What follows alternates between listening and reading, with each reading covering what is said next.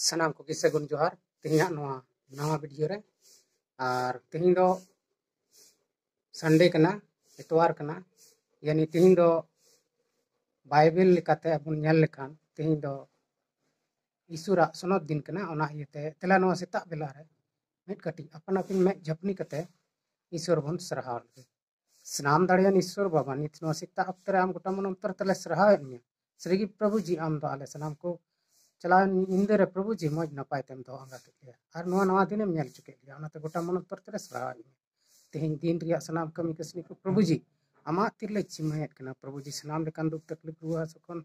तह तकी एक्सीडेंट मान को सनाम रे खना सहार रेम दहलिया और मज नपायते दिन बुरेम बितो चलिया प्रभु जी अले दुख तकलीफ चिक को मेना ओना सनाम में बड़ाई गया ओना दुख तकलीफ पे अले सहार ले प्रभु जी मिमित जरूरा अले द माले गोटा धरती रे प्रभु जी मानवा को अड़ी दुख कष्ट रे मेना